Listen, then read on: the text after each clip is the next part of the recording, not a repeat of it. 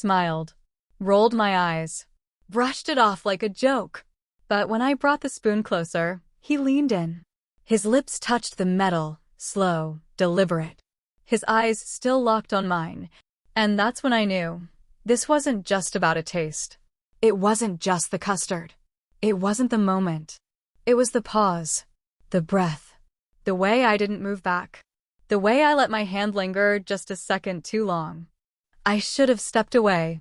I should have left. I should have said something, anything, to break the tension. But I didn't, because deep down, a part of me had been waiting for something to break the silence inside me, the kind that builds over years of being unseen, untouched, unheard. No, this wasn't about dessert. Not really. This was about something far more dangerous. Something unspoken. And I swear, the moment his eyes met mine, I felt the ground shift beneath me. The kitchen suddenly felt too quiet. The clock ticking on the wall felt too loud. And my heart, well, it hadn't beat like that in a long time. You ever have a moment that feels completely harmless on the outside, but something deep in your gut whispers otherwise? Yeah, that was this moment. And if you think you know how the story ends, trust me, you don't. Because what happened next? I still replay it every night in my head. And if I had the chance to go back and stop it, I don't know if I would. Subscribe to Heartfelt Tales Unfold so you don't miss what really happened behind that kitchen door. Because this was only the beginning. I'm 43. That's not old, I know. But somehow, I feel like I disappeared a decade ago. Not all at once. It was slow, subtle, like watching the color fade from a photograph over time. My husband, Thomas, he's a good man. On paper, hardworking, dependable, predictable. But in real life, he's barely there. Even when he's home, it feels like he's somewhere else. Always on the phone, always tired, always distracted, always too busy to really see me. The kind of man who says thanks when you hand him dinner but never looks up from the news. We used to talk. We used to touch. I remember the way he used to hold my hand just because he felt like it. Now we sleep back to back. Two bodies in one bed, separated by miles of silence. Our meals are quiet. Our weekends feel long. Our conversations feel like transactions. And somewhere in all that stillness, I started to wonder if maybe I was asking for too much. If maybe this was just what marriage looked like after 20 years. Then David came home. He's Thomas's son from a previous marriage. I've known him since he was 10. I helped raise him, taught him how to cook scrambled eggs, packed his school lunches, stayed up with him when he had the flu. But this David, the one who walked through the front door from college, he wasn't the same boy I remembered. He was taller now. His voice deeper. His eyes sharper, more aware. There was something behind his gaze. Thoughtfulness. Curiosity. A quiet confidence that didn't ask for attention, but seemed to command it anyway. He was only staying for a few weeks while classes were out. I didn't think much of it. Just another visit. But from the very first day, I noticed something different. He listened when I spoke. Not out of politeness. Not the way most people do, nodding while looking past you. No, he really listened. He'd ask how my day was. Then he'd wait for the answer. He remembered the small things I mentioned, things even Thomas never bothered to notice. He'd pop into the kitchen just to ask what I was cooking. He'd offer to help carry groceries. He laughed at my old stories like they were brand new. At first, I told myself it was just kindness. That he was just a good young man being respectful. But part of me was starving for that kind of attention. And when you're hungry long enough, even a crumb feels like a feast. The house felt lighter when he was in it. I started looking forward to the sound of his footsteps, to the way he'd lean against the doorway and ask if I needed a taste tester, to the moments when it was just the two of us in the room, sharing stories or laughing over something silly. It was innocent. Completely innocent. But there was something under the surface.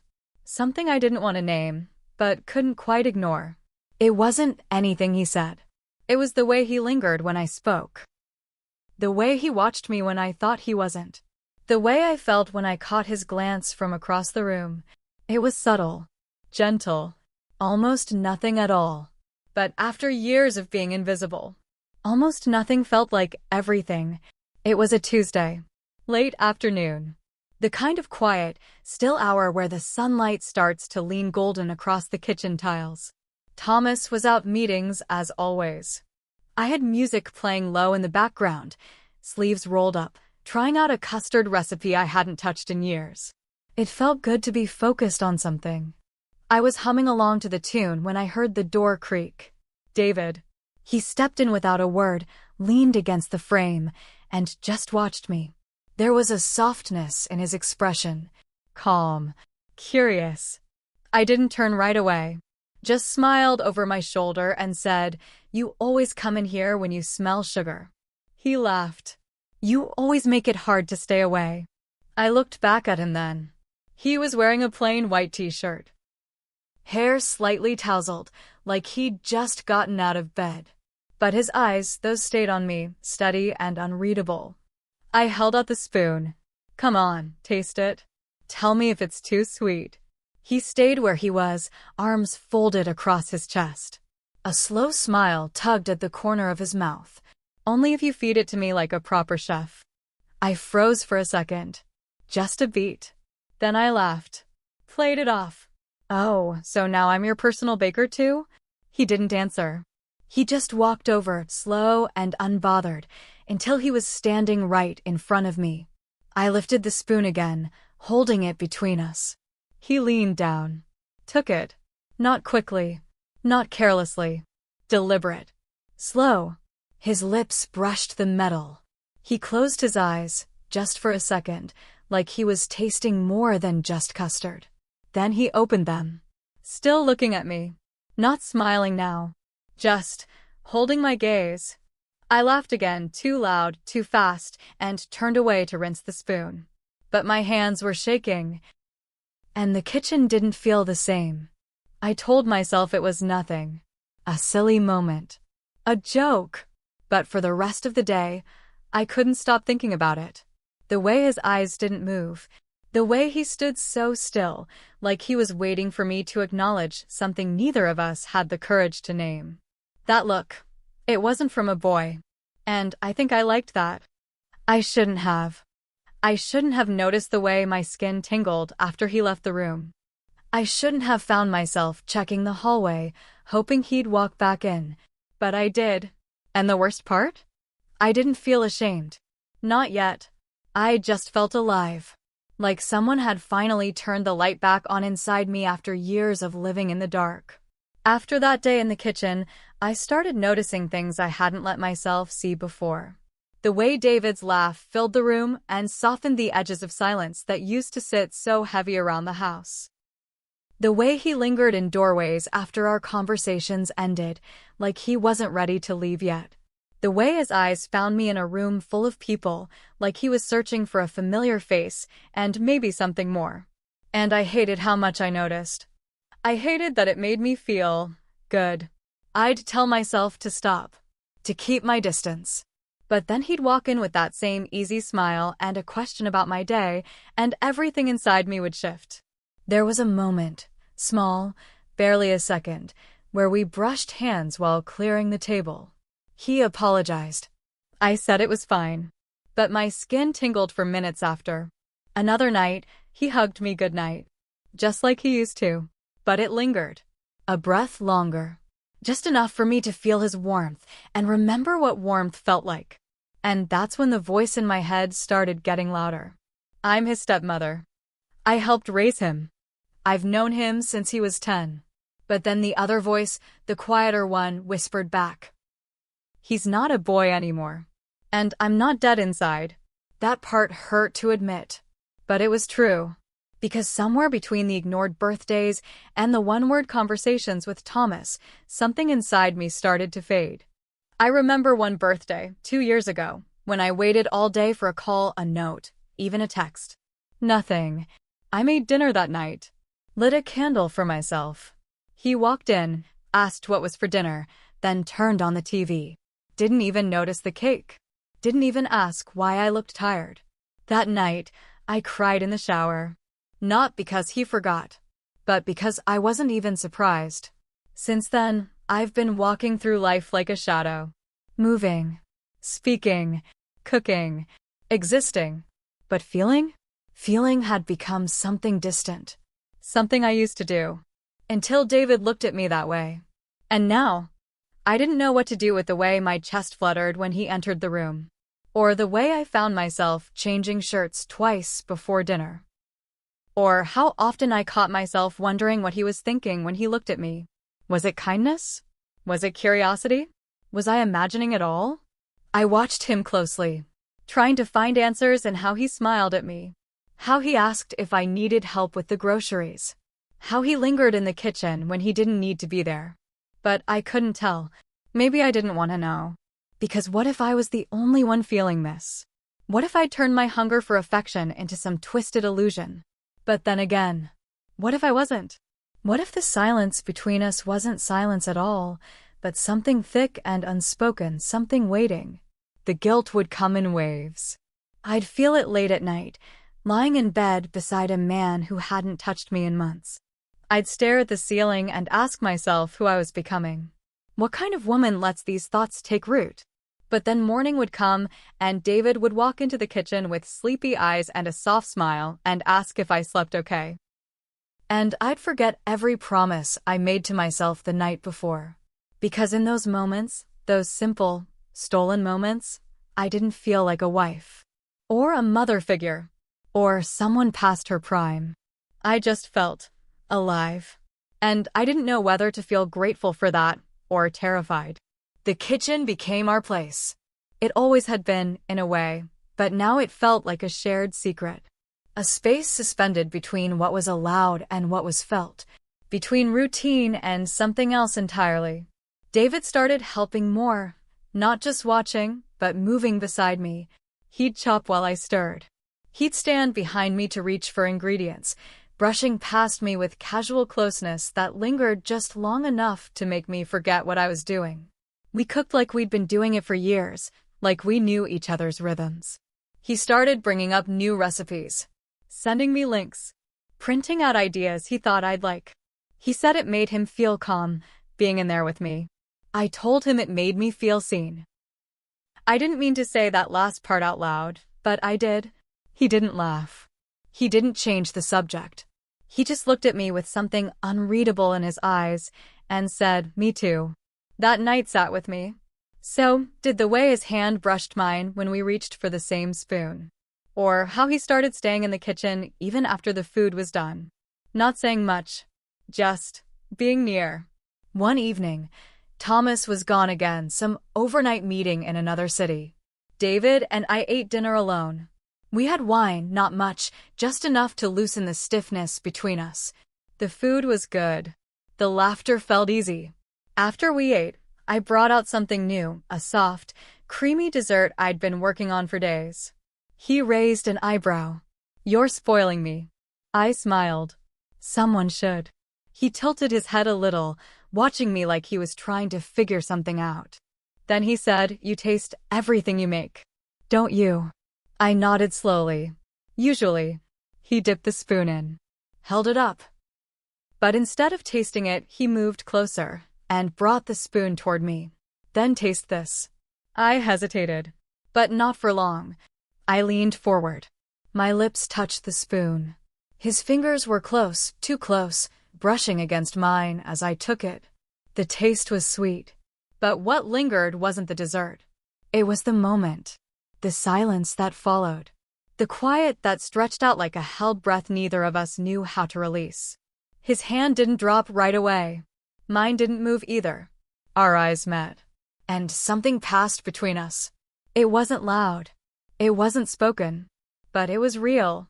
He didn't step back. Neither did I. We both waited, not for a kiss, not for touch, but for someone to name what was happening. To call it wrong. To break the spell. But no one did. And in that stillness, I realized something. Whatever line we thought we were walking, it had already faded beneath our feet. It happened 3 nights later. The house was quiet. Thomas was out again, some late dinner with clients. I'd stopped keeping track.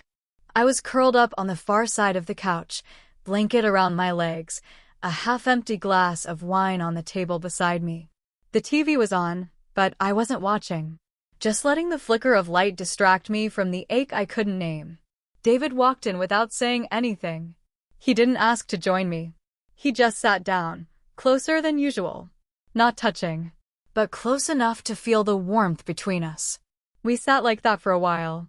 Then, out of nowhere, he said softly, "You look sad tonight." I didn't answer. Not right away. Then I said it before I could think better of it.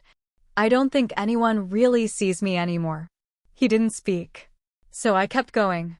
"I mean, I do all the things. I show up. I clean. I cook. I smile when I'm supposed to. But some days, I feel like I could disappear and no one would notice." He turned to me. I'd notice. And it wasn't the words themselves. It was the way he said them, low, steady, sure. Like he wasn't trying to make me feel better. Like he just meant it. "I see you," he said again, his voice even softer. "More than anyone ever has." I looked at him. Really looked. His eyes weren't curious anymore. They were certain.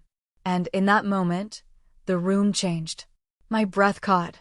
Not because I was surprised, but because a part of me had been waiting. We didn't move right away. We just stared. Two people on opposite sides of a line we both knew we weren't supposed to cross, but already had, in every way that mattered. I should have stood up. I should have made a joke. Changed the subject. Created distance. But I didn't. Instead, I leaned in. Barely. Slowly. Like my body was moving ahead of my mind. And he didn't stop me. His lips brushed mine. Soft at first, uncertain, like he was giving me a chance to pull away. But I didn't, because in that single, stolen moment, I didn't feel invisible. I didn't feel forgotten. I felt wanted. Alive. Real. And then it deepened, just slightly, breathless and warm, trembling and wrong in every possible way, and yet, I didn't stop. The kiss didn't last long, but what it left behind stayed. Because when we finally pulled apart, reality came rushing back in like a wave. I stood up fast. Didn't speak. He said my name, gentle, questioning, almost afraid. But I couldn't look at him. I just walked out of the room, into the hallway, into the dark, closed the door behind me, and leaned against it, shaking. My heart was pounding. My lips still tingled. My whole body felt like it didn't belong to me anymore. I felt sick. Alive. Afraid. Wanted. Dirty. All at once. And worst of all, I didn't know if I regretted it, or if I'd been waiting for it all along. The next morning, he avoided me. I felt it the second I stepped into the kitchen. He was already there, pouring cereal, staring into the bowl like it held all the answers. He didn't look up when I walked in. Just gave a quiet morning without meeting my eyes. I nodded, tried to match his tone. Pretended I didn't notice the way his shoulders stiffened when I reached past him for a mug. The silence between us felt thick.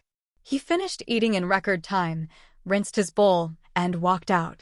No laughter. No casual banter. No light touches. Just gone. Later that afternoon, Thomas came home. Suitcase in one hand, Bluetooth still in his ear, talking to someone about numbers I stopped pretending to care about years ago. He kissed my cheek like someone clocking in for work. Didn't notice the tightness in my smile. Didn't ask how I'd been. He walked right past David on the stairs and barely said hello. Business as usual. I tried to act normal. I really did, but I was off. Dropping things. Misplacing my phone. Asking the same question twice during dinner. My body was in the room, but my mind kept rewinding, playing last night in pieces I couldn't hold together. And David. He wouldn't even look at me. At one point, he walked into the living room where I was folding laundry. I could feel him standing behind me. Just standing there. like he wanted to say something. I didn't turn around. I couldn't. He finally said, "Can we talk?" And I said, "There's nothing to talk about." He paused, then walked away. I felt the words echo in the room after he left. They sounded like someone else had said them. Someone colder, stronger. But I wasn't strong. I was just scared. A few days later, Thomas's niece had a birthday party, the kind of family thing I used to look forward to. I put on my best face, wore a dress I hadn't touched in months, painted my lips, curled my hair, told myself I'd smile through it. David was already there when we arrived. He was laughing with someone, a girl his age. Blonde, pretty, confident. The way she touched his arm when she joked made something twist in my chest. I watched them from across the yard. Watched the way he smiled at her. The way he leaned in. The way he looked so free.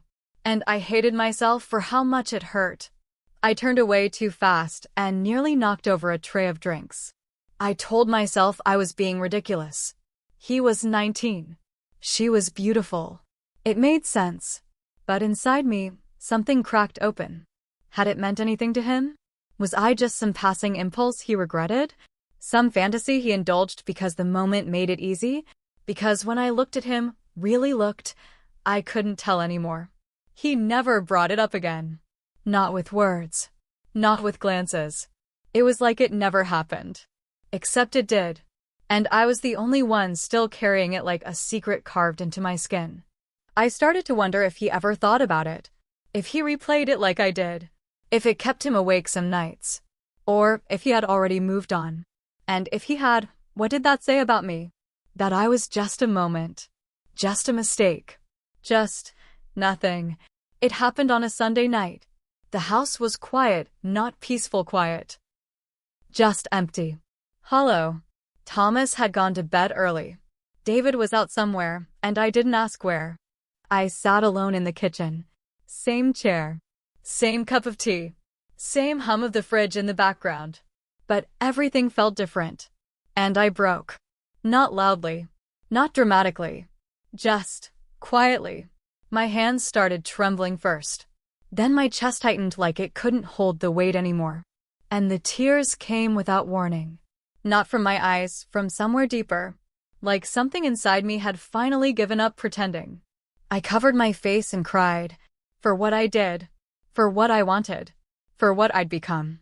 I thought about that night, the kiss, the stillness after, the silence that followed us both. I thought about David's voice. His eyes. The way he hasn't looked at me since. And suddenly I couldn't recognize myself. I'm a wife. A stepmother. I helped raise that boy. And still, I let something cross a line I swore I'd never even walk near. What kind of woman does that? What kind of mother figure craves the attention of someone she was supposed to protect? But then again, what kind of man leaves his wife starving? What kind of marriage makes you feel like a ghost in your own home? I started to wonder if I'd imagined the whole thing, if I was so desperate to feel something, anything, that I read into kindness and made it something it wasn't. Maybe David was just being sweet. Maybe the look in his eyes was just familiarity. Comfort. Not desire. Maybe I invented it all. But no. No. There was something in that moment. I know it. You don't hold eye contact like that over a spoon of custard and call it nothing. You don't brush fingers. Lean in. Kiss, and then just pretend it was the wind. Still, it haunts me that I don't know what it meant to him. Because it meant too much to me.